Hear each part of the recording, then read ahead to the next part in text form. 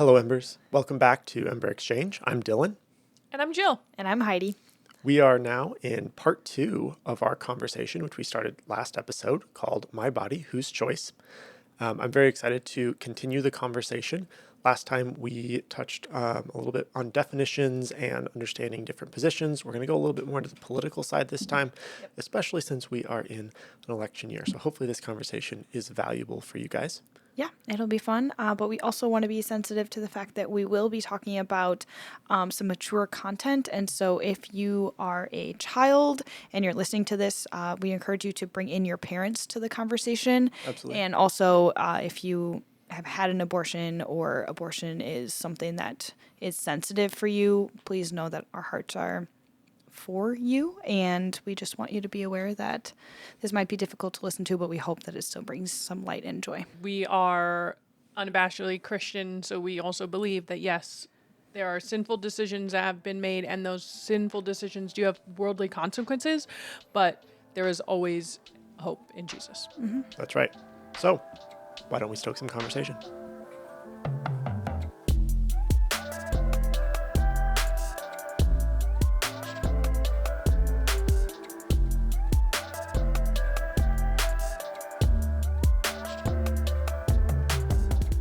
Well, let's move on to part 2 here.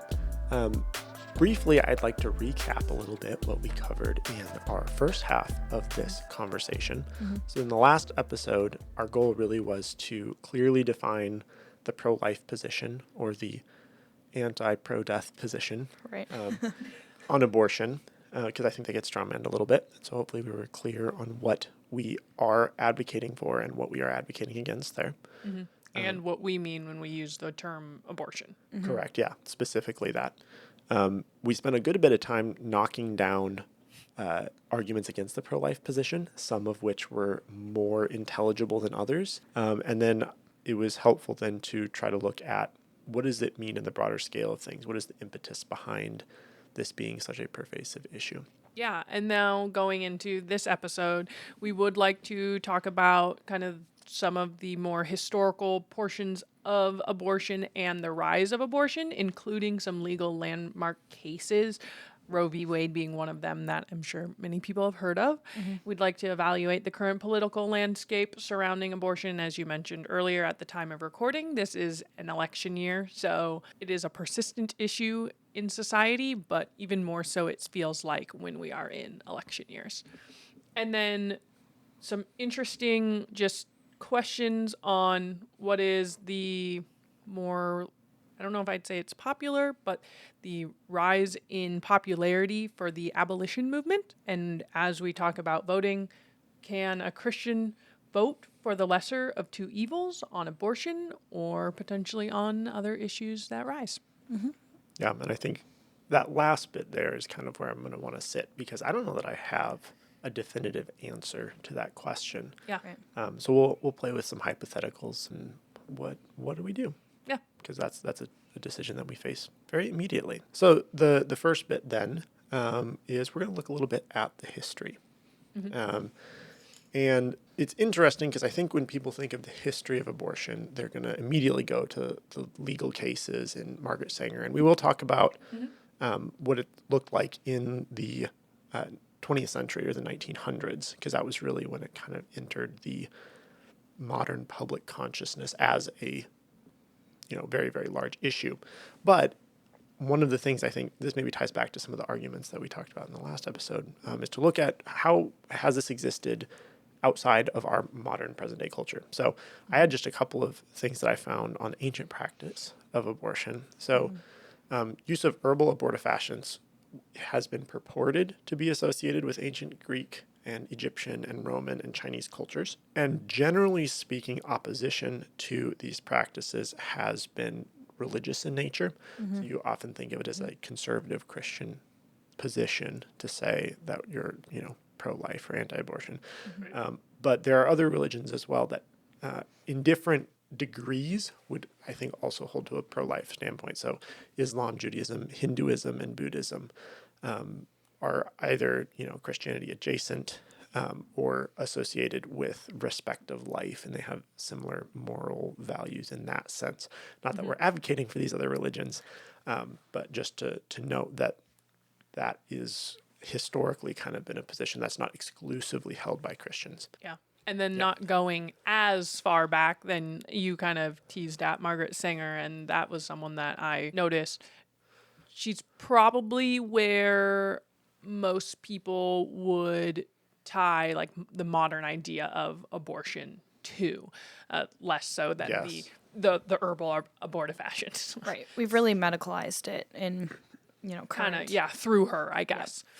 And she came out of, if I am understanding correctly, there was this kind of first wave feminism movement. Right. Yep. Which preceded and included her at the tail end a little bit. And then a lot of her work launched the subsequent waves of feminism. For sure. So it really does come out of, it's not like her invention, her entire idea. No. She Right. did a lot to popularize it, but it does actually come out of feminism, which is one of those things that you're not allowed to be against in modern culture as well. So Right. And yeah. really tied in with feminism is this idea of birth control and family planning as well. And Margaret Sanger was really the one who invented those terms. Yeah. So a lot of what we talk about in feminism comes from her and her language of it. Yeah. So she lived from like 1879 to 1966. So that also just, right, like a very big focus on women's suffrage and legal activism regarding property, marriage, employment. So obviously all of the pieces to feminism there. But specifically in 1916, that was when the first like quote unquote birth control clinic was opened. And so it was founded as the American Birth Control League in 1921, and then that actually morphed itself into Planned Parenthood by 1952. So that is kind of the roots of where that came from. And then also the movement of Planned Parenthood, like Heidi was saying, brought about the terms of birth control, family planning. These terms were essentially invented then. They're not that old as far as, I guess, yeah, which terms the terms go. weren't that old, and probably the concept isn't Yeah. even that old, right? Right. I mean, I imagine that women knew how their bodies worked before that and that they could get pregnant during certain times. Sure. But the idea of the idea of Like like these tracking days, like, it. oh, I'm not going to have kids or get married until I'm 35 and I've right, that built wasn't up a my thing. career. Like that was Yeah, that was not wasn't a thing. Right. Yeah. You were an old. I think they would classify that as like an old maid at that point. Right. Yeah. If you were 35 and unmarried. And this whole idea of like essentially making women sterile for a time intentionally Right. was not Right. anything they were trying to do. For sure. And then as you move through into the second, I guess, wave of feminism into the 60s, 70s, 80s, then we really start talking about reproductive rights and workplace discrimination and gender roles. So this huge push for men and women's equality, which, as you mentioned, 35, I'm not going to get married. I'm going to build up my job. I have an interesting question. Mm-hmm. I'm going to be specific about what the question is not first. I think we could do a whole topic on, is birth control something that people should do, right? Yes. Yes. That's not the question I'm asking, because I Okay. think that's outside of the purview of what we're trying to talk about here. Yeah. Let's assume that some form of birth control, whoever this hypothetical person or family has decided that is like not morally objectionable, Okay. is then calling it birth control and family planning playing into the hands of the Margaret Sangers and the Planned Parenthoods of the world, and is using that term then an issue, and what else would we use to describe that? Because I think that there could be people who would say that they would be spiritually fine with saying, I want to be responsible with my resources, Right. and Right. having 7 children is not something that I can feasibly do, so I'm going to have 3 kids, and we're going to use birth control to manage that. Right. So But do we call it birth control and family planning because that's what everyone calls it? But that comes straight out of the abortion movement. Yes. And as Christians, it also, those terms make it seem like we are in control. Yeah. Mm-hmm. And Right, it's a and we're way of not. taking control of the children that we have, which are a blessing. They're not a burden. So, For sure. I mean, is that the right language to use? Probably not. What would we use as an alternative? Like hormonal control or something? But even like, that, right? So without, or like initially, we're kind of, I guess in our household, we're kind of on this like oiko despot like kick. So Can you like, define for the Embers what oikodespot means? This has got to come out sorry, eventually. yeah. So little sorry. So oikodespot is Greek. It's used in the Bible to describe the wives of a family as the homemaker. But despot actually carries like authority in the Greek language. So it is an authority figure of the home. So a despot of oiko. So oiko despot. Oiko being Anyway, the home. so we Like a home manager. yeah, Yeah. like a home That's manager. a good modern yes. couching of the phrase. Yeah. Instead of just home, not just, but instead of using the term homemaker, Because it's not a soft, frilly thing that you are required to wear a dress for. right. It's like hard work. You're Yes. managing people and Correct. And the Here. people are the important part of Right. the home that you are managing, but it takes management. Yes. So, and I mean, it could land under the umbrella of home management. You are managing the resources of your home, and that might mean I don't have the resources, which is whether that's my house is not big enough, or I don't have a car that can carry them, and I don't have like, my husband does not have a job that's going to be able to put food on the table for 17 children. right. But we can do 3 or we can do 4. Like, it is a part of that I management. have a term. I just came up with this. Okay. Okay. Generational stewardship. Oh, instead of birth control. Because you're stewarding your resources, For the which is a biblical generations. concept, and you're doing so in a way that pertains to the next generation. You know, I'm not married to the term, but Generational just, stewardship. you know, All right. just rattle it around in the brain a little bit. Embers, So- if you think that's a terrible term, comment below what you think. Things that go along Right. with that. But there are other, again, there's not just birth control in this like marketed, from the medically marketed version of birth control, obviously. There Right. is the idea of what they use as term family planning, which doesn't always include birth control, right? Right. It's just a management of knowing your hormones and your cycle and all of the things. Yeah. And timing those out so that you don't have children. Which both, Or do. admittedly, whether you're taking hormonal birth control or this family planning idea, they're both, in a way, taking control of your family. So I do like the word stewardship instead of control. Right. Because if you're being wise about it, you're not just going to like not have kids for the sake of not having kids, which is Right. what a lot of people are trying to do. But if we're trying to honor the Lord, we're going to steward our resources well. Right. And also understand that you could do all of the things and God may still have other plans. And so you are still going to Right. manage whatever the result of that is. One form of birth control, though, is abortion, whether we like it or not. Correct. Right. And so that is one form of birth control that we are like completely 100% Right. against. That is not included in generational Yeah, generational stewardship. stewardship. It's not just a rebranding of the same thing. There Mm-hmm. are certain things that are covered under birth control and family planning, abortion being one of them, that don't get included in our new term. Right. Right. So abortion, and then anything that is an abortive fashion that you Yes. take after conception that causes the pregnancy to terminate, that isn't, you don't have to go to a clinic. But actually a lot of, I think, abortions these days are a chemical pill, right? You don't have to Yeah. go to a doctor even necessarily. So Yep. just to be very clear, we're not just rebranding the same thing with a new term. It's a new thing. Yes. We've invented it, It you is. guys. It replaces those things. Correct. And it may or may not include some additional methods, hormonal or not, of managing Right. whether you have children or not. Correct. Depending on your convictions there. Not Right. this Yes. conversation, but Anyway. anyway. Because generational stewardship would be like wisdom in family planning. Yes. So, okay. Okay. All right. Thank you for going there with me. Yes. I thought that Anyway. was just an interesting. I'm all about renaming things. And coming up, we're going to be talking about dealing with Pride Month and how can we conquer Pride Month without falling prey to cultural syncretism. But that's in the future episodes to Yes. come. So, all right. Stay tuned. So that's a little bit of just like, I think, the history Yep. outside of maybe what people think of when they think of history of abortion. The main thing I think that's going to come to people's mind, though, is the legal precedent.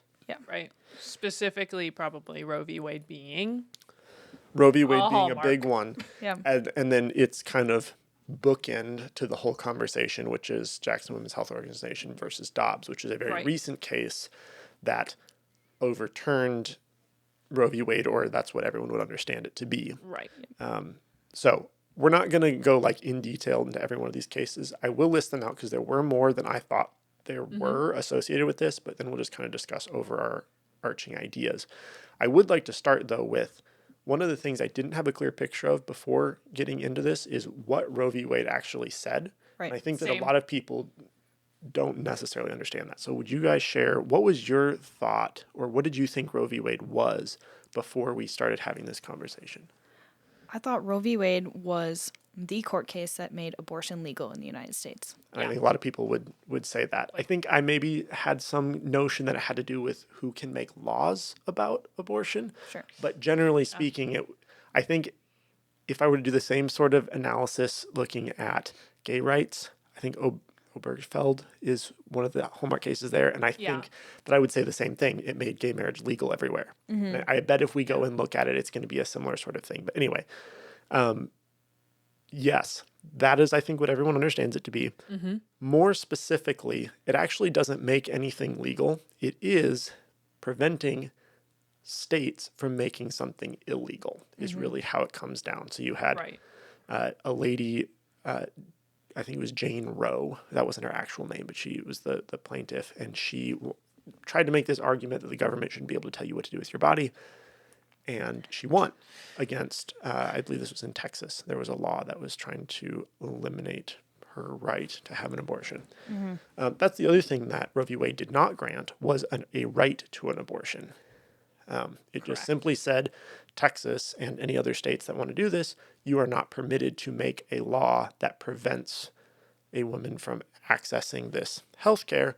And then they put in place this trimester system and how much could be restricted. And you can go if you want to do research on what exactly was in each trimester that was restricted. But that was what that was. Which is interesting because I guess I would say I thought Roe v. Wade was the case that made abortion legal because I thought overturning Roe v. Wade made abortion illegal. Right. That Which was is also more, not true. Which is not Right. true. because that was more what was focused on. Is like Roe Yeah, v. for Wade is the only thing protecting abortion. And that's how it was sold. Yes. So if that was what you thought, and I'm sure that there were probably a lot of Embers who also thought that, Yeah. that was because the left-wing media wanted you to think that. Right. And that's what all of the outlets were reporting Yeah. is if this gets overturned, and there was a whole kerfuffle with the leaking of the draft opinion and all of Yep. that stuff. If this gets overturned, it's the handmaiden's tale in America. Right.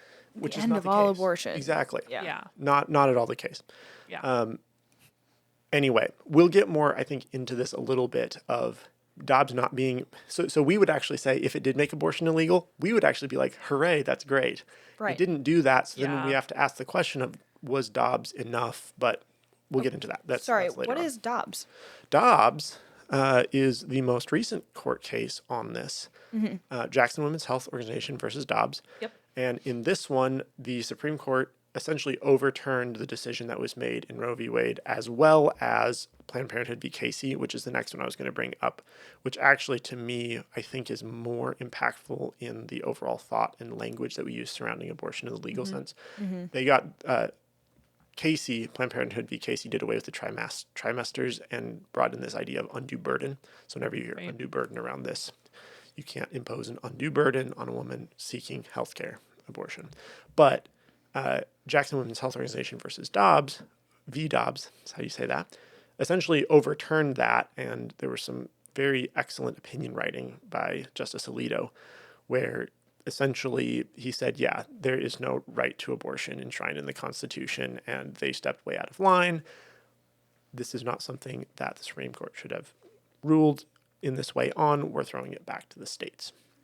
So that's all it did was throw it back to the Correct. states. Right. Which is interesting because yeah. there are some states that immediately put in some of the wildest open abortion laws, like California and New York, for example. Very, very free. And on the flip side, then there were some states that had some very restrictive abortion laws that got put into place. I think Arizona being one of them, and they're kind of in this news semi-recently. with some current presidential candidates having opinions on the laws, but we can get into that also. Yeah. Okay. Anyway, yes, you're exactly right. It just threw it back to the states. Yeah. And some of the states had, I don't remember the exact term, but essentially they were laws that just kind of sat there and were set to trigger to go into effect if Roe v. Wade was ever overturned. And so it was overturned, and then these laws took effect, and everybody lost their minds. Right. Anyway. Cool. I think going back as well, two things that I would note going through a bunch of these cases. The one specifically, though, you just were mentioning undue burden and women's health care, though. Another relatively recent case, but probably not as popular as the obviously Jackson Women's Health Organization v. Dobbs, was the June Medical Services v. Russo in Louisiana. There was 2020. in 2020, there was a law, or the case was that Louisiana wanted to have a law that required like just surgical standards to be imposed on abortion clinics. Right. There were certain medical qualifications and They just associations wanted to have, with like- hospitals that the abortion clinics had to have. They wanted to have qualifiers to these clinics Makes sense. because, again, If it's it's healthcare, healthcare. Right. You want it But to be safe. interestingly enough, it didn't pass. However, had Russo, the defendant in this case, won the case in Louisiana, it would have likely caused the closure of most abortion clinics. I think it was like all but one or two in the entire state to close if these medical qualifiers for your clinic would have become a law. What does that tell you about an abortion clinic? it's pretty wild. Yeah. But it's wild that women are, yes, that this is a women's health care argument. And when they're like, hey, we want to make sure that these are safe, healthy places for you to go to, that they would have been shut down had that happened. Wild. Anyway. For those keeping track too, I will also note I said I was going to list out some different cases. That was June Medical Services versus v. Russo in 2020. That was basically a repeat of Whole Women's Health versus Hellerstedt in Texas in 2016. It was basically the same exact thing. They were trying to put rules about association with medical establishments onto these abortion clinics, and in both cases, But in Texas. it was ruled an undue burden to have these things in place. So. Have you go to a safe place. Right. An undue burden for the woman to. To have to go to somewhere that has some medical standard that they have to meet before being able to get an abortion there. I can't even wrap my head around that. Okay. All right. I'm going to make one more note on the cases. Yep. These actually kind of come as a pair because the plaintiff was the same in both of them. So the first is Carhart v. Stenberg in 2000. This had to do with partial birth abortions. And the court ruled that those were acceptable. And if you prevented partial birth abortions, you can look that up if you want more details. I'm not going to get graphic in my description here. But preventing those placed undue burden on women's access to abortion. The other half of this is the Carhart v. Gonzalez in 2007. So same plaintiff. And this was following President Bush's Partial Birth Abortion Act, the PBABA, which was passed in 2003 or signed in 2003. And Carhart again was arguing that that was unconstitutional. But weirdly, this one, the Supreme Court upheld the ban. And the specific nuance that they were arguing about here was what constituted a risk to the mother's health, or whether that was included or not. So the PBABA said that you could only perform a partial birth abortion if there was risk to the mother's life. And Carhart wanted to argue that you should be able to do one of these if there was risk to her health as well. And I think we discussed this last time that these Health days also includes means mental mental health. health. So it's a whole bunch of baloney. But that one got struck down. Yeah. So Yeah.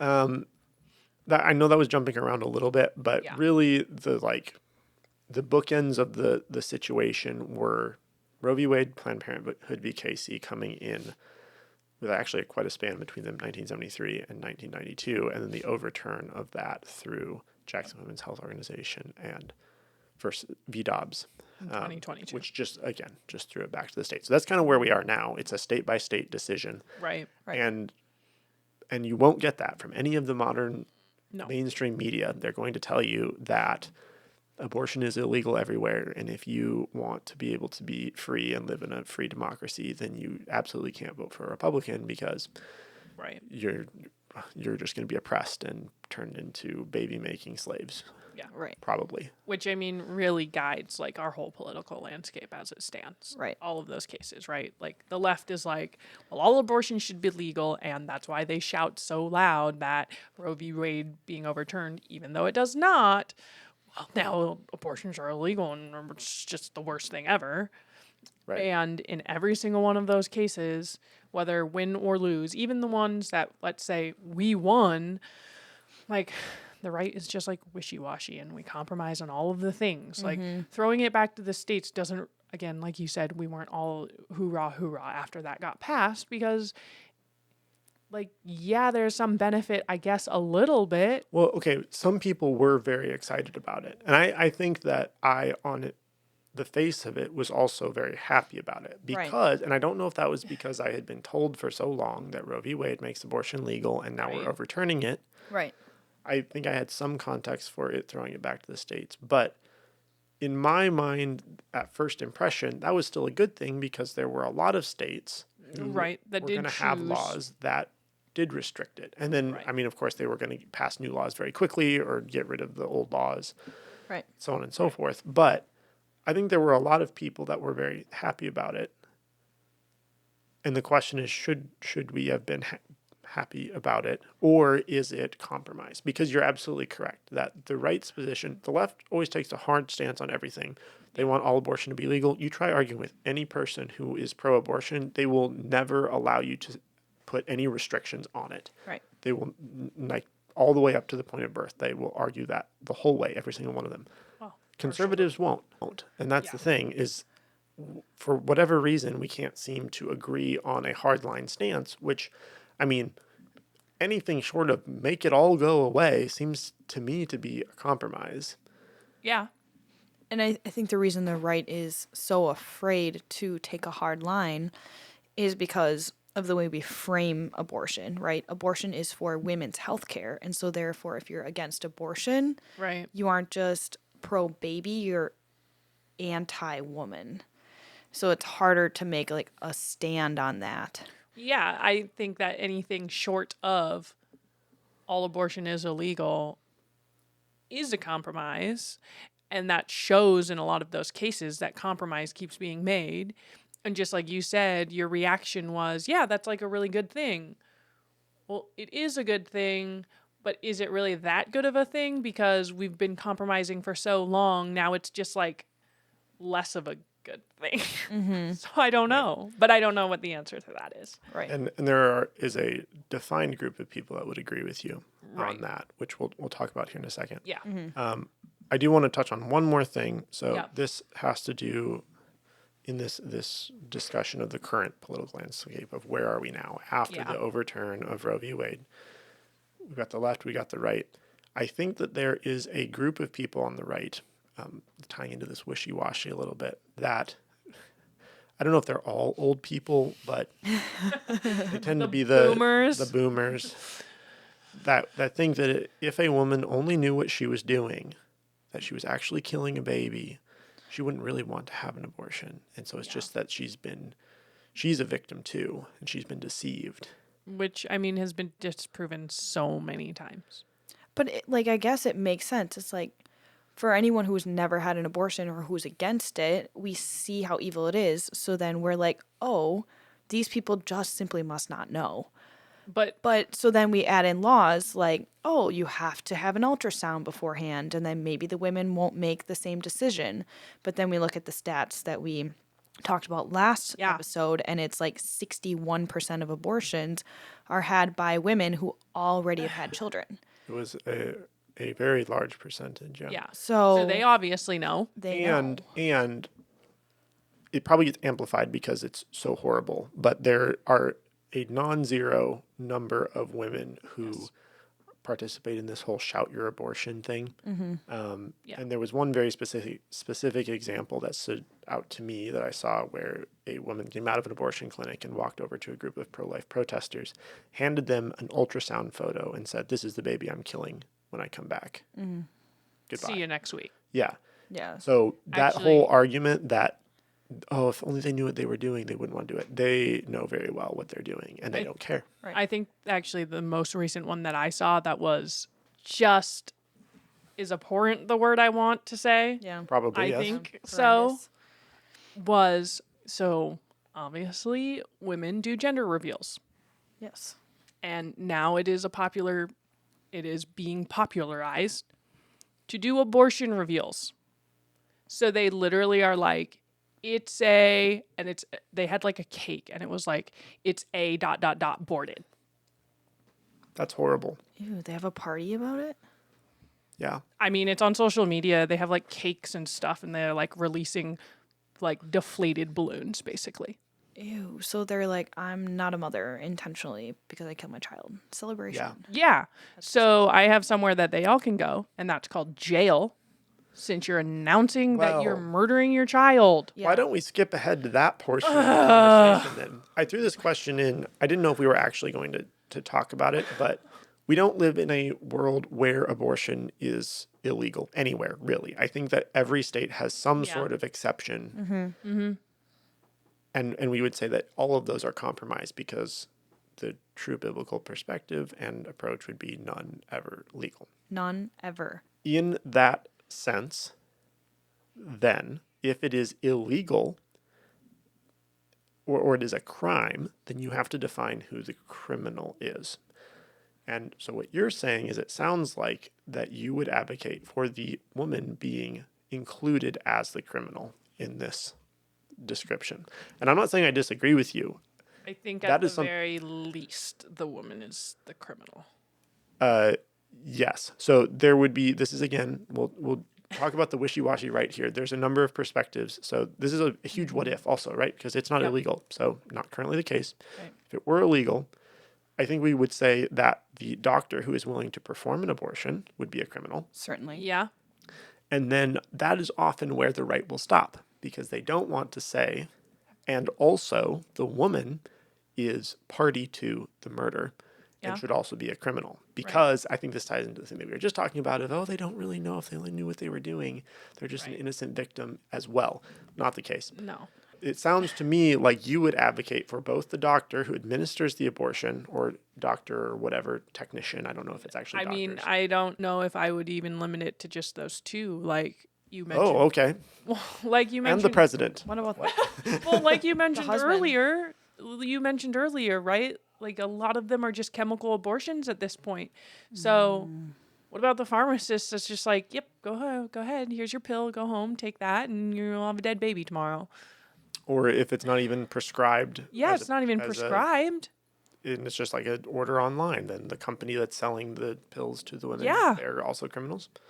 I mean, Like if I commit an actual I would consider we consider this a crime. Okay. So we consider this a crime. It is not because we know that it is legal in all other places. So removing it from that context, if I commit a crime, let's say I'm going to go rob someone, that is a crime. right. If I do the robbery all on my own, take all these things from someone, but then I have a getaway car and Heidi's driving it, she gets to go to jail too. Right. And if she's my getaway car and she drives it and she brings it here and we put it in, well, it's our house, but it's your house and we hide it here and you give me a room to hide I'm an in, accomplice. you're going to jail. Right. Okay, but the person who made the car shouldn't go to jail. So this is where it gets really weird Yeah. because people make the same argument about guns. And here, so I don't know that, I think I'm drawing a false parallel because I know that that's the parallel that will get drawn. Okay. Okay. I think it's a false Okay. parallel because we have a Second Amendment right to bear arms. We do not have any amendment Right to murder to someone. murder somebody. And so if you're, unless the drug was, but this is the thing, they'll just say, oh, it's intended for something else, which What, actually, though? yeah. So this is where it gets very, very dicey when you start going after the company that manufactures the thing. Right. Okay, so anyone that administers for sure, And also probably like a pharmacist that literally hands you the drug. And then as you women were are. saying, is dad just hanging out watching? Is dad just Right. hanging out giving you the water so you can swallow No, the because pill? remember last time I Oh, said yeah. men do not have any say whatsoever. Right. Under the current Right. system, women unilaterally and independently can choose abortion. Right. And so because of that, you don't get to implicate the Any of father the in that. consequences are also removed because, yes, both, right. Okay. Yeah, because Okay. he could say, "I know I Anyway. want to keep it," and she aborts it, and he's also a criminal. So I don't know if that's the answer, but I think that I would say if we limit it to doctor, mother, both. Yeah, I think that's probably also where I come down on it. And mainly because the argument that women don't know what they're doing is just so disingenuous. Do you think this is why it's not illegal? Because if they made it illegal, then they would have to make these decisions. I think it's not illegal because the majority of people don't want it to be illegal. Like because they want to just keep Yeah, not because they don't want to deal with the who is the criminal. the issue. reason that Republicans won't take a hard stand on it is because they don't want to be seen as mean. Sure, that makes sense. And in all reality, if it's illegal, then doctors aren't going to lose their licenses over aborting a child, and they're not going to encourage mothers to do it as frequently, and mothers are not going to be encouraged to do it, right? Like, And we addressed in the last episode the argument that, oh, well, if you make it illegal, then they'll still have abortions. It'll just be less safe and it'll be illegal. Yes, that's the point. That's the It's not point. supposed the to be point. safe. and it also, a is side supposed to be note, illegal. again, healthcare, they're not that safe because the clinics can't meet standards anyway. Right. So it sounds to me like we are advocating very much for this position. You had said that it was gaining popularity. Yeah. I don't know. I think it's been around for a while. And the way that social media works, maybe it's having a little bit of a surge. I certainly have learned a lot more about it recently. Sure. So maybe it is gaining momentum, but it's the abolition movement. And they would argue that they aren't even pro-life. They would say that pro-life is definitional of the wishy-washy right. Yep. And compromises on everything. And the abolition movement is what we're advocating for, which is never, No abortions, no ever. case ever, no exception. So I think that, let's say definitionally, the abolition movement is this like preborn humans are human beings and get equal justice under the law.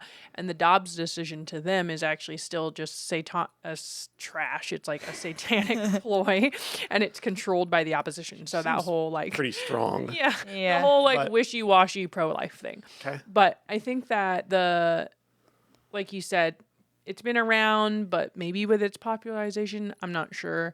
Something that I saw that was really helpful for me in the comparison of what pro-life is versus what the abolition movement is, there were like 3 or 4 points. So the abolition movement really truly takes pro-life and it takes it a step further. It's saying abortion is bad and it is murder. Like they do in fact categorize Which it we as have murder, said. which we would, Yep. that part we would agree with. Yep. And then they would say it should be treated as such. Hence our just previous conversation, which we maybe didn't Right. come to a full conclusion on, but we kind of land in that camp as well. Yep. So they see the pro-life movement also as just compromising to the abortion movement, and it hasn't been successful for the past, like 46, almost 50 years since, what was it, Roe v. Wade 1972, and we are in, 2022 when Dobbs decision. yeah. Dobbs Right. decision. So anyway, the abolitionism comes from a truly biblical worldview versus the pro-life movement or pro-life stance comes from a humanistic worldview. And they would say that abolitionists like truly have a duty and they need not to compromise with evil, while pro-life is this kind of like pragmatic, let's embrace whatever we can, compromise where we can so everyone is happy, and that's great. While the abolitionism movement is really truly going to be rooted in the work of the people of God. It's not secular like pro-life is. It does not want to be inclusive like pro-life wants to be. Right. It's saying abortion is a sin. And yes, there is forgiveness, but the only way to forgiveness is through the gospel, and it is considered murder, and murder should be criminalized.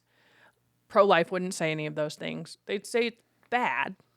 They don't want it. They want less if they could, and they'll compromise for less killing than more if they can. But it should just be regulated, leave the gospel out of it. Like, let's just help encourage people to choose life. And when they do, we'll be really happy that they choose life instead of abortion. So abolitionists definitely take a much harder stance. I think for all of us, like, obviously, we're going to agree with the biblical view. We agree that, yes, abortion is a sin, and the only way to resolve that is through forgiveness in the gospel. We would say it's a crime. It sounds like, we share a lot of things there. Yeah, we share a lot of things there. I think probably my biggest hang up is like the total axe on, well, compromise is useless. So if it's compromise, it's also no good. I don't know if I'm that far yet. Not saying I couldn't be, or maybe I won't ever be, but I don't think I'm at that point. Like, to me, yes, Dobbs is not great. Some of the resolution to the other cases, not great, but they are better than nothing. Yes. And so should we not be excited? Like, yeah.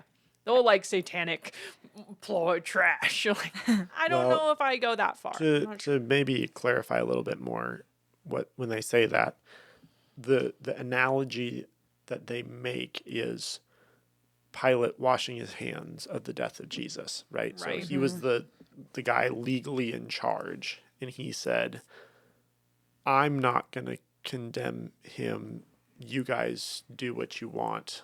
It's not my responsibility. Right. And so then they would say the Supreme Court saying, we don't want it. States. It's not the federal government's thing to decide. States, you decide for yourselves. They would argue that came up way too short, and the Supreme Court should have said, no, actually, abortion is bad.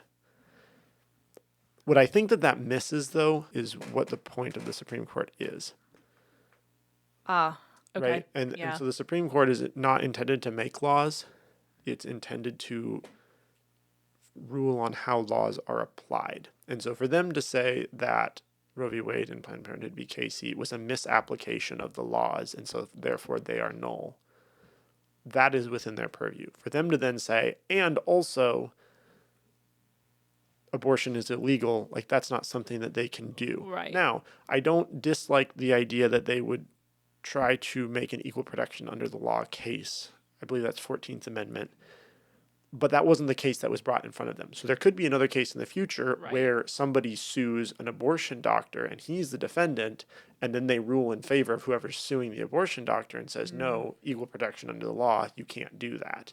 But that was a separate thing. Right. So That's more likely. I feel like they come down very hard on Dobbs, and the sentiment of the washing of the hands, the parallel is there, but I think it fundamentally misunderstands what the Supreme Court of the United States is designed to do and what compared it was supposed to do. Yeah, compared to what the purpose of Pilate, or like what his Correct, role he had what the his ability authority to condemn was. Jesus. Right. Correct. The Supreme Court has a different authority than Pilate did in his time. Like, they have two different roles.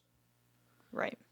I think the distinction is also pro-life is going to celebrate any time there's more life, whereas an abolitionist is just anti-death, which I think you had said earlier, Dylan. Anti-death means that they're not going to stop fighting the fight until there is no more death. Yeah. Mm-hmm. Right. So, we can all be pro-life, which means that we're always winning if there's less abortions. Correct. Right. And so that's great, but it doesn't, and I don't think ever will, accomplish zero death, which is what the abolitionists are fighting for, which we would agree with. Advocate we would advocate the correct for. state of the world. However, we would still celebrate More life. more life. We celebrate more life, but that mindset isn't going to get you all the way to zero death, which is where you have to start pro-life and then have it morph into, no, we're not going to stop until there's no death. Right. I mean, kind of like as we talked about with boycotts, Right. if your goal is that you want to boycott a company like a Financially Target ruin to them. just financially ruin them and see them just crumble and never bounce back, you're not going to do it. You're not going to accomplish your goal ever. And so you Right. are going to be discouraged always Yeah. and fail. But if your goal in the end is something different, then yeah, similarly, I guess, if you're always just saying, okay, yes, we want zero death, that is the end goal. That is what we're striving for sure. But it's not unacceptable to celebrate the lives that are being saved along the way, potentially. And similar to boycotting, it's what's the purpose behind you guys never going back to Target? Like, you're not going to financially ruin Target. Right. But it's the strengthening of that muscle, which can be the same for abortion, where it's like, someone, let's just say they get raped and they have a child, like they're strengthening that muscle to be like, I'm not going to be a part of this death, and they're going to encourage others in that walk. So do you guys think that abolition is impossible or unfeasible? Do you think that that it is impractical to think that abortion will ever be illegal? Is that what I hear you guys saying? I think that the Lord's going to return someday and it will. Yeah. I mean, just like on earth today, or on earth as it is. I think that just like it's very unlikely that everyone is going to boycott Amazon all at once. The only way Amazon's going to go under is if little by little each individual person has individual convictions that influence others. Would we ever get Amazon shut down? Not saying we want it shut down or don't want it shut down, Right. but like it's not going to be one big emotional thing like we make it every 4 years with abortion. It's going to be over maybe the next 10, 20, 30 years if people collectively have individual convictions, encouraging others, where slowly the majority ends up being anti-death. Right. Which won't happen over an election cycle. I'm not saying we can't. So I think, Dan, I think that in our lifetime, it's not going to happen. Interesting. But I don't think I disagree. I don't think it's impossible. Right. So Right. then the question is, how then do you live your life or live out your civic engagement? Do you live out your civic engagement as if you believe that it isn't going to happen in your lifetime? Or do you live it out assuming that it is possible? I think that I live out my life going back to use a phrase, thinking of my generational stewardship, and that not only hopefully we're having these conversations, not just on an election cycle, but more broadly. And hopefully Embers are sharing those things as well with other adults. But I'm going to train up children, Yes. and they're going to learn the same thing. And now instead of just two of us, there are two of them or three of them, and they all get married to someone or someones that also believe those things. And that I hopefully can celebrate some lives that are saved, but they are going to get to celebrate more lives that are saved. And maybe it's not even their generation, but with the same mindset. Maybe it's 2 generations out or 3 generations out, but with that mindset that someone along that line is going to get to reach zero, but they're not going to get to reach zero if we don't ever start. Right. Yes, that is true. Yep. Like if we do not start now celebrating the 1 life that is saved or the 5 lives that are saved or the 10 or the ones in Wisconsin and then the ones in the neighboring state, then they are not going to get to do any of that because they're now going to have to be ground zero, etc. Ground zero on the wrong side of that. Right. Okay. And I think that has nicely transitioned us to kind of the part that I said I wanted to sit in a little bit. Yeah. Because this really is the question then of, in a very pressing sense, especially being in an election year, Yep. What then do we do about it? Because the abolitionist would argue back to you and say, we've been doing that you're describing for a long time, and yet somehow we still have hundreds of thousands of children snuffed out every single year. And so it's nice, it's in theory, but it hasn't been working. We need to stop compromising. And every compromise tells whoever's in charge of, giving us the options that we have to choose from that we will compromise. And so they will continue to force us to compromise. Right. And so the abolitionist would say, yes, in the very immediate sense, it will be worse for a while because we will stop compromising and we will lose every single time. But eventually, we won't have to compromise anymore. And in a much more immediate sense, we'll reach that zero case. What do you think of that? And that's where I would say I don't know if we would ever get there. So then, in the meantime, we aren't saving lives. So you would say that I think it's a losing refusing to compromise doesn't result in no compromise for the positive in the future. It just results in no compromise, and it continues to be bad. Yeah. Just a net negative. Right.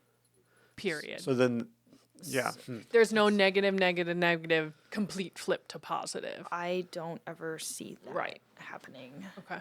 I think Because the people in the middle are going to likely then flip to being abortion, like pro-abortion.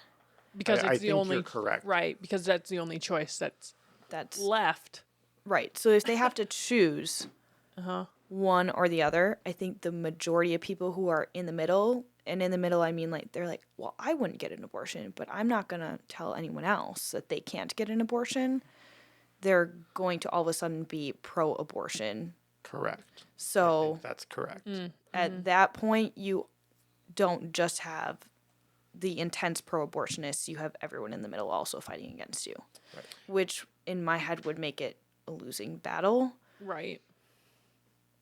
And maybe that losing battle would last as long as a losing battle in the pro-life sense, where like we're getting closer to the goal, but eventually we reach zero. That might happen, but in the meantime, you're still losing hundreds of thousands more children. Like even if we get there, we're not going to get there any faster, I don't think, by not compromising in the meantime. And I mean, it's all wild speculation too. We don't know the future, so Yeah. Right. it's impossible to tell. Right. One way that I tried to help myself reason through this, for reference, if you're like, they're not following the outline that they laid out at the beginning, this is the question of can a Christian vote for the lesser of two evils when it comes to abortion? Because honestly, that's kind of the choice that we are currently faced with. Right. So Right. just to define it very bluntly, Joe Biden, who's definitely, at least currently, lined up to be the Democrat nominee, is all the way left on abortion, no restrictions whatsoever. Yep. Donald Trump on the other side is a compromiser. And I had mentioned that somebody had said some things about the Arizona law that went into effect after the overturn of Roe v. Wade.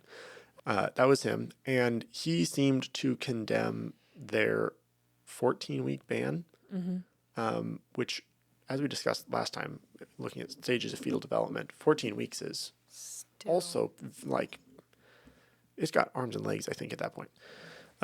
So anyway, to condemn that and say, let's be reasonable and have a heart and, caring, the Democrats are the real extremists.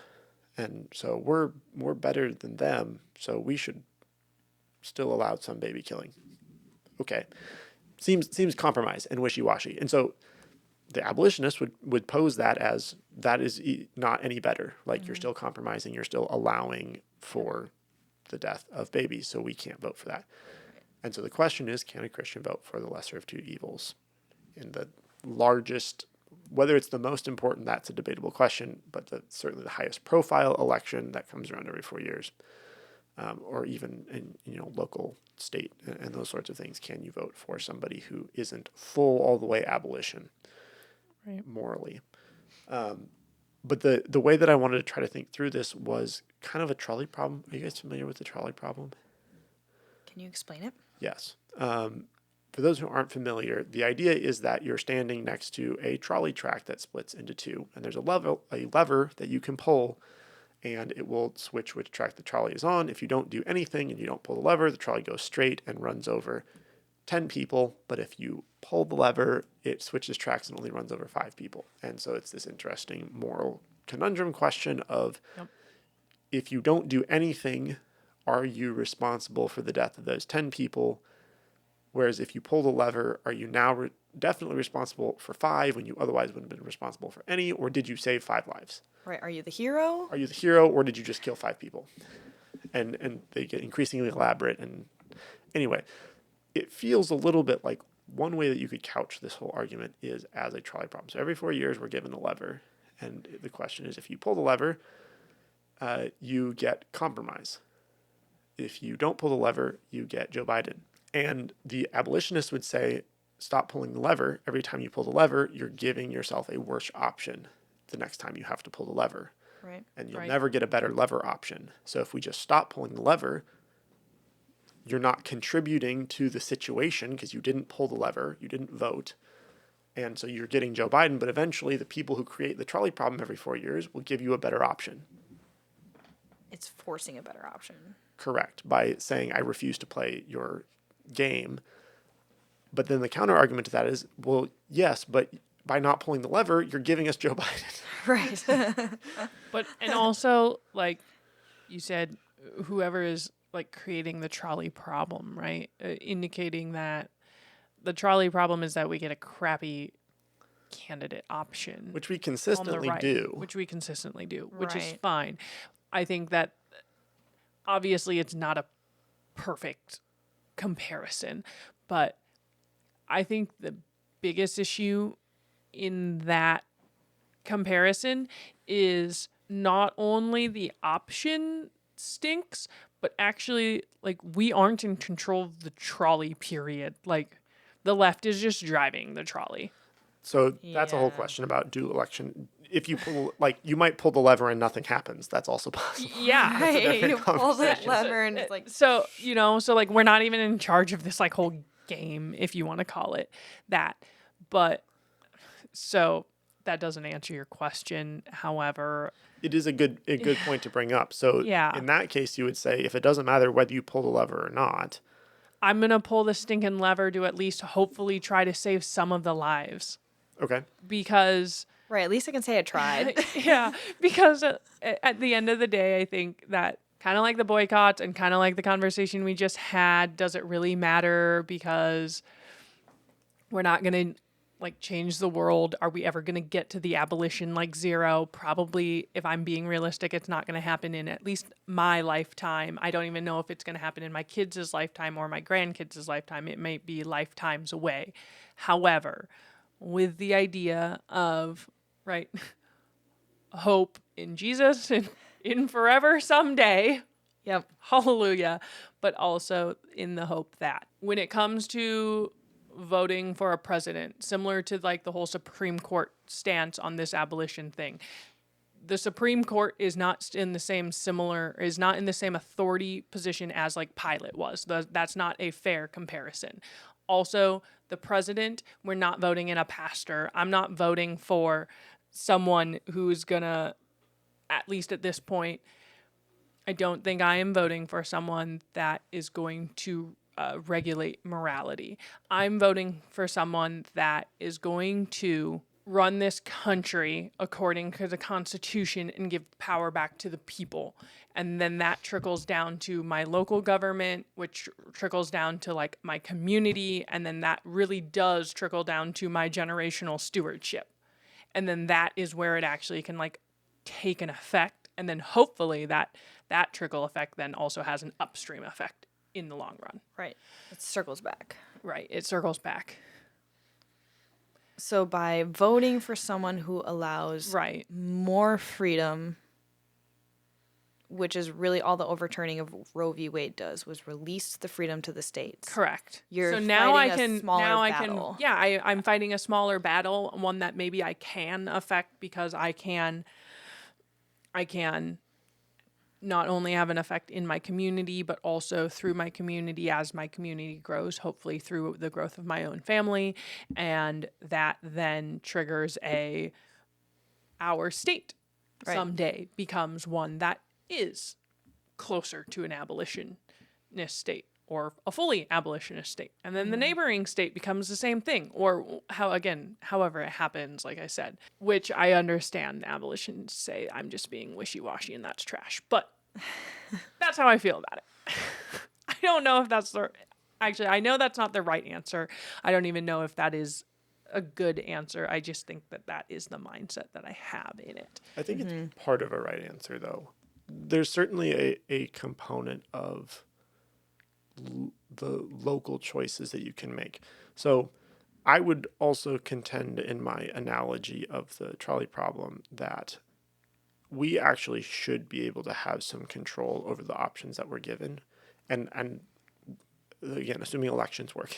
Put that assumption That's, in Table there. that. a different conversation. Primary elections are actually a really big deal. And consistently, Democrats will come out and vote for the most extreme candidate in their primaries. Consistently, you get the old boomers who keep voting in establishment Republicans and wishy-washy squishes, rhinos, come out and vote in the primaries, and people who are passionate about it don't show up. Like, primary election turnout is abysmal. Yeah. Right? So really what needs to happen is if we want better options, yes, we can say, stop giving us bad options, give us better options. But frankly, part of it is Go choose we the need to better give ourselves better options. options Right. because in the Yeah. system, if it works the way that it is designed to work, we get to choose what our option is. Yeah. So if you're not voting in a primary, then I'm sorry, you don't really have a leg to stand on in this argument. Right. Right. It starts before the election year. Noise does. starts, which I think is the other thing, right? Like there's so much noise around an election year, including this topic, but other ones as well. And like you were saying earlier, I think, Heidi, like this is something that needs to be paid attention to when it's not every 4 years too. Yes. Because they're 2025, 6 and 7, this is still important. But we all know about it in 2020, 2024, and we'll hear about it in 2028. Because, like we're wrestling with, we are likely not going to make an impact in a specific woman's life by showing up every 4 years. Right. You're going to make an impact on a woman's life if you take into account the 1,459 days between every election day. Yeah. And, like, what are you doing? Are you helping, at a local clinic? Are you showing up to those places that you can, like, call an emergency number if you're a person considering abortion? Like, are you answering those phone calls? Are There's you a in your million ways. community? Because again, that number is extremely high. The number of women that have had abortions, which also means the number that have considered abortions, is way higher than that. Right. even. The thing, though, is that we've established that the women don't care anymore. They know it's an abortion. They know they're killing a kid. So you being on the end of the phone, yes, there are some people that will call the line, but really it just needs to be illegal. And when you put the threat of penalty of law behind Right. it, they will stop. Right. When there's actually a consequence. When there's actually a consequence, rather than what the abolitionists would point out for the pro-life is, oh, we would just really like it if you would choose life. As opposed to, yes, we'd like it if you chose life, but also if you don't, you're going to jail. Right. And Yeah. that making it illegal would likely fix a lot of the problems where it's like, oh, my boyfriend or my husband influenced me to go get an abortion. Like, he's not likely going to influence you to get an abortion if it's not an option legally. Exactly. Yeah. So it's protecting the woman too. We have to fight both battles. And I think the point is we can't just show up on election day and expect Yes, these absolutely. things Yeah, to yeah. change.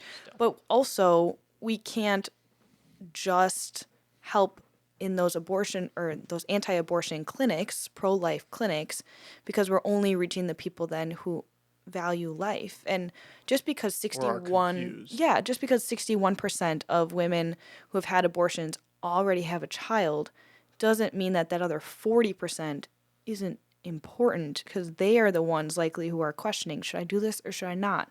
They need support. So I think we have to attack it on all angles. I And think, yeah, there's certainly both components. yeah. and giving yourself better options to me.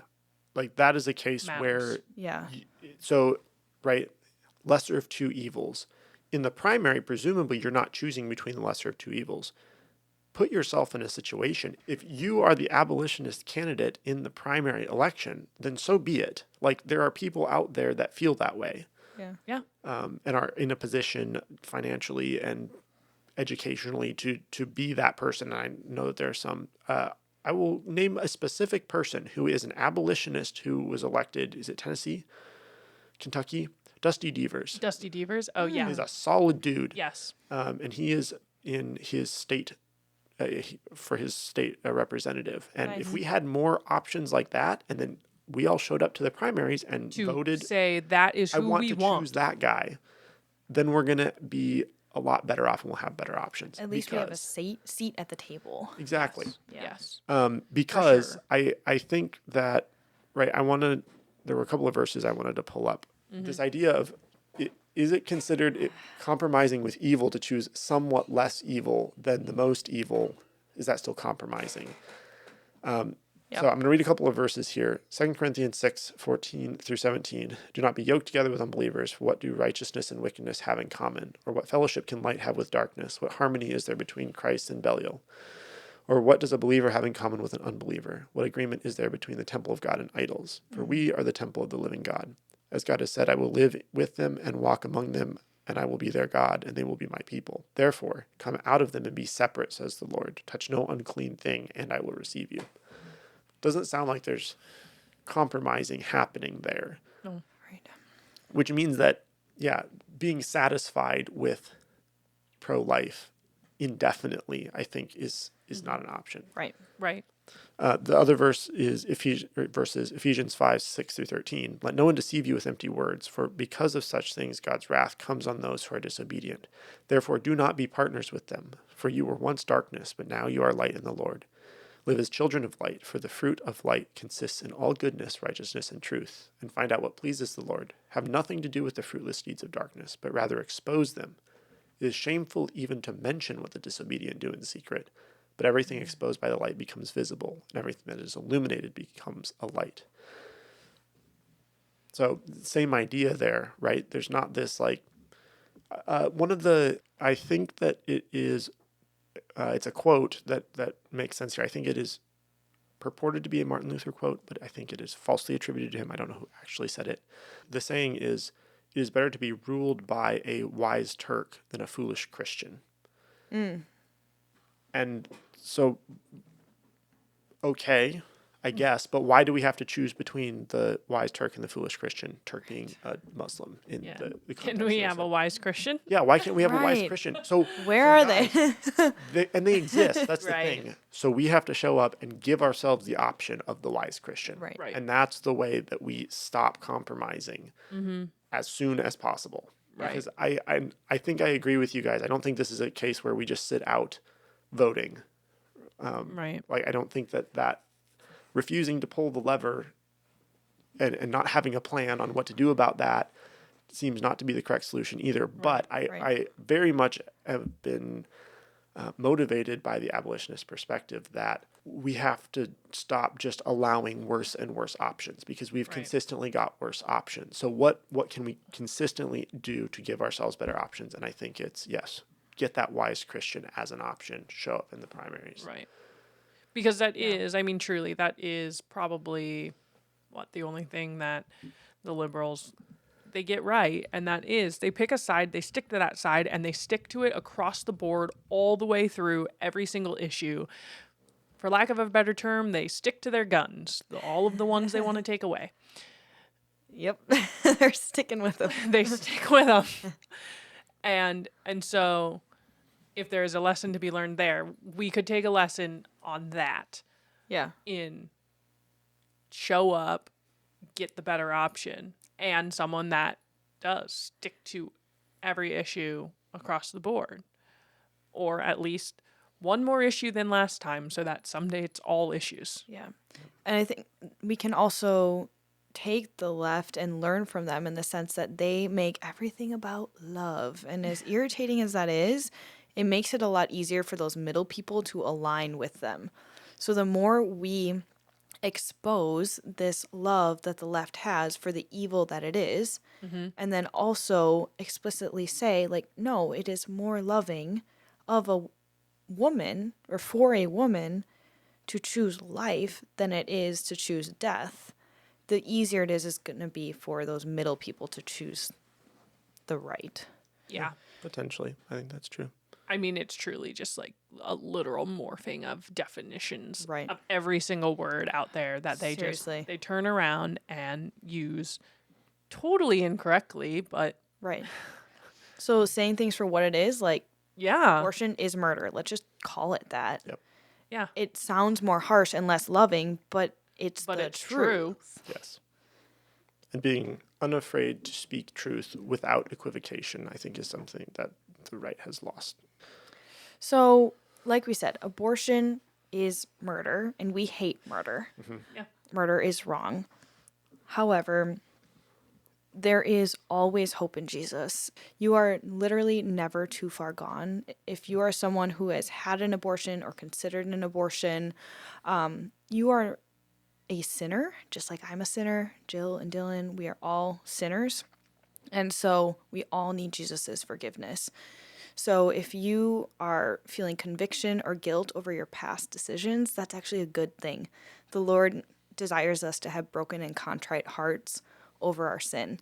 And we encourage you then to take that broken and contrite heart and give it to Jesus and go and find community who will stand with you, because we as Christians are called to, yes, we're called to judge each other and we're called to push each other more towards Christ, but we are not called to condemn each other. And if you believe in Jesus Christ as your Lord and Savior, we cannot condemn you. We will not condemn you. And that doesn't mean if you've had an abortion that you can just flaunt it and be like, Jesus still loves me. He does, but there needs to be repentance and an understanding of what evil is, because repentance and confession to the Lord and to your fellow Christians is just for yourself to align yourself with what Jesus says. God already knows this is wrong. He knows you did it. You're aligning yourself with the fact that this is wrong and I did it and I need Jesus' forgiveness. So please know that there is still hope. We want to make that very clear, that we don't hate you. We hate the sin that's available for people to do legally. And we hope that you will use your story, because that's powerful, to encourage others to make a different decision. And I would second what you said also about finding community. If this is you, find a local Bible-believing church. Yep. That is the place where you will find a support structure to help you through that process of conviction, repentance, and moving towards Christ in salvation. So, Okay, so with that, we covered a lot there. You know, but at the end of the day, what do we do? What do we do with this?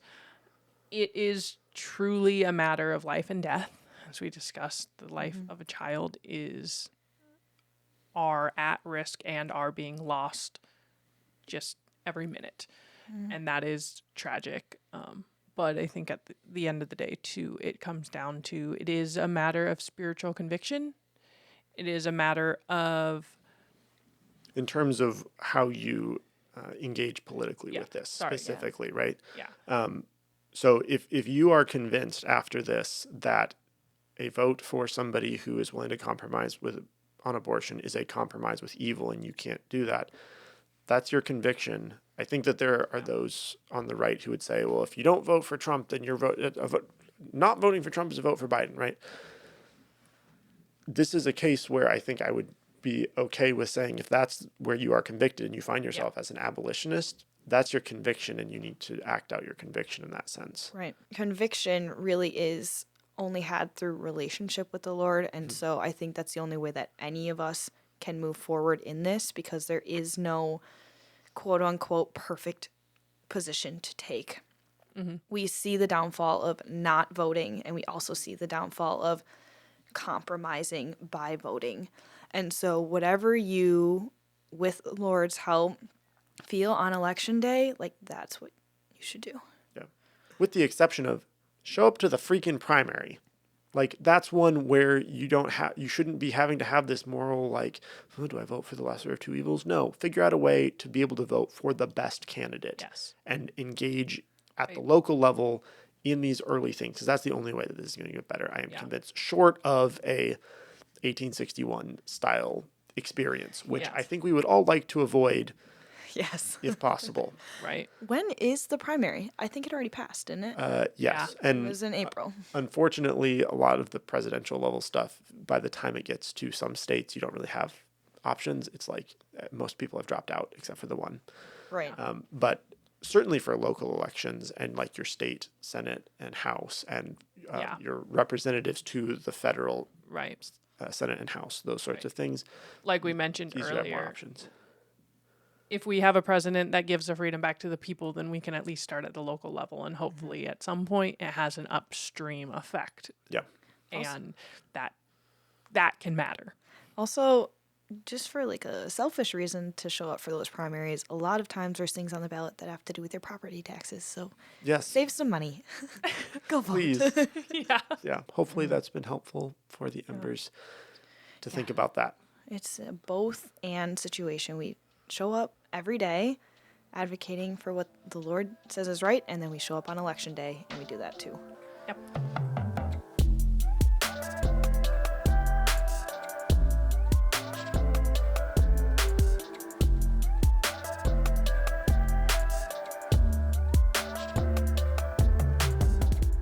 Well, thank you, Embers, so much for tuning in to part 2 of My Body, Whose Choice.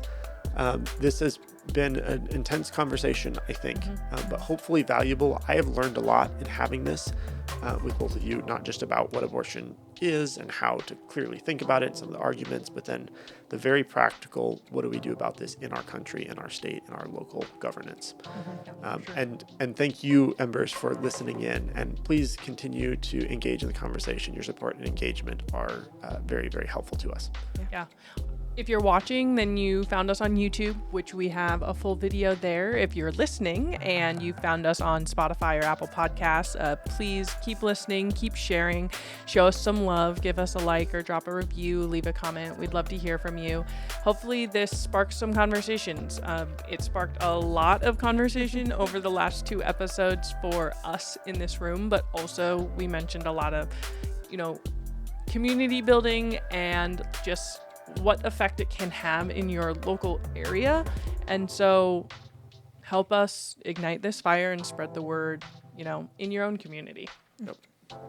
And also we have short form content as well. So we would love to engage with you on X or YouTube Shorts or Instagram. It's more than just long form. So we would love to engage with you in the comments on any one of those platforms. You bet. Yeah. All right. Burn bright, Embers.